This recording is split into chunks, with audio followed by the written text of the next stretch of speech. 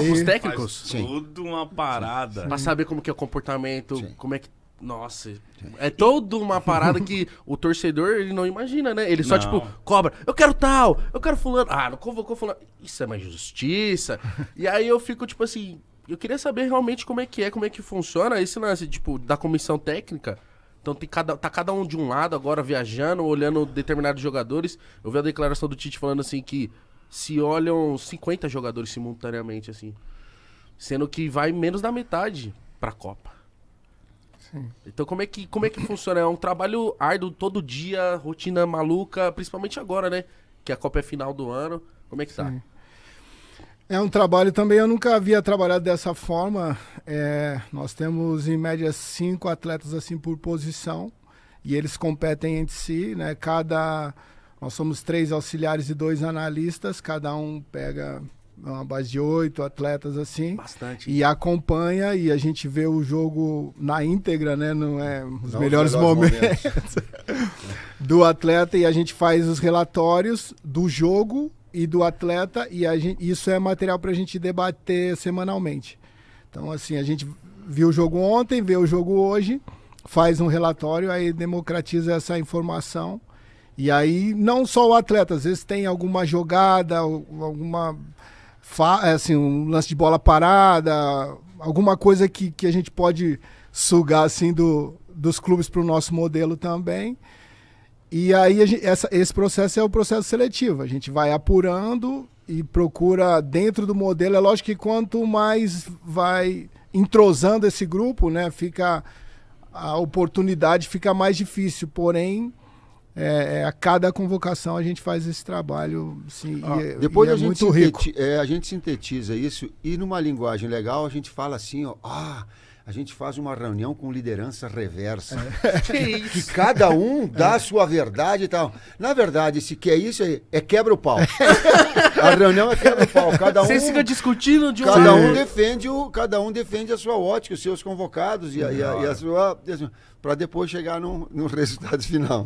Eu já o bicho pega. Eu já perguntei para jogador e queria saber de vocês. É tipo assim...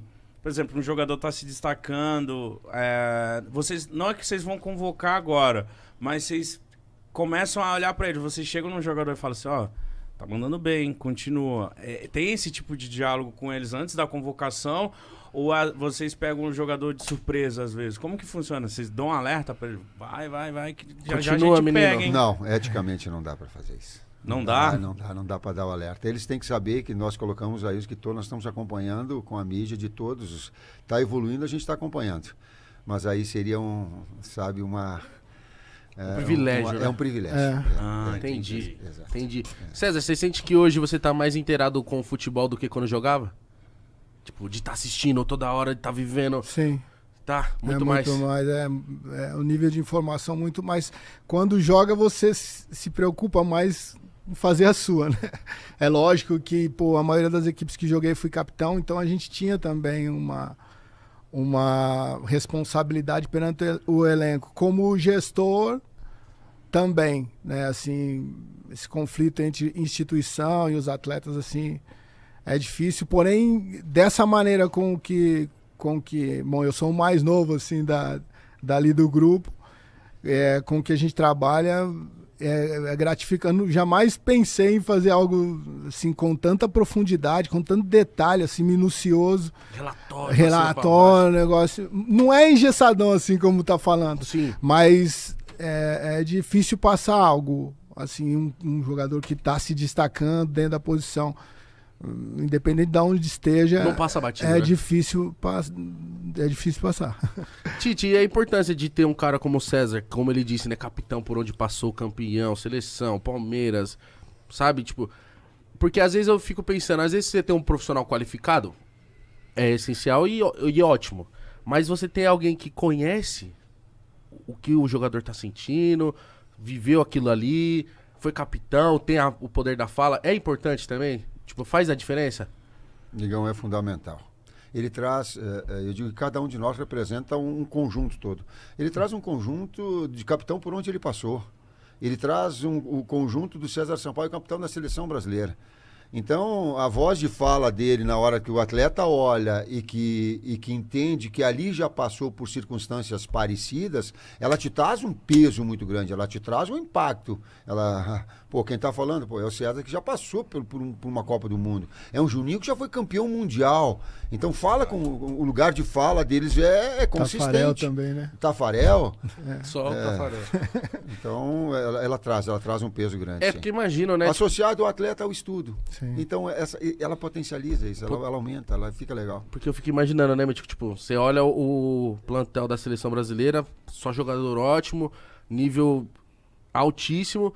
E aí, às vezes, você fala, tipo, como é que eu vou dar uma dura num Neymar, por exemplo, assim? É difícil, não é fácil. Você falar assim, o cara é um gênio. Sim. Mas ele tem que ouvir também. Tem um momento que ele tem que ouvir. Então, eu fico imaginando, né, como é que é esse lance, então a importância de ter uma equipe técnica qualificada. Eu queria saber uma dúvida, porque tem muita gente que... A gente é acho que os maiores defensores do Neymar aqui, que pega muito no pé dele, critica tudo, se potencializa tudo, qualquer coisinha. Como é que é o Neymar no dia a dia? Porque eu sei como ele é no dia a dia. Eu queria que você falasse, sabe? Como é que ele é no dia a dia? Eu tenho na relação com o Neymar uma relação muito transparente, muito clean, muito de boa, sabe, ao longo desse tempo todo. E eu me faço valer uma observação que o César Sampaio fez quando o Integrado foi numa situação que ele veio diferente, veio com uma expectativa e colocou assim, pô, cara, é muito fácil, é muito tranquilo trabalhar com o Neymar. Esse porque criei uma expectativa, exato. Porque a premissa é do Neymar ou qualquer outra pessoa. Quando o respeito ele acontece, é do lado humano, não é da... Ela tem a reciprocidade.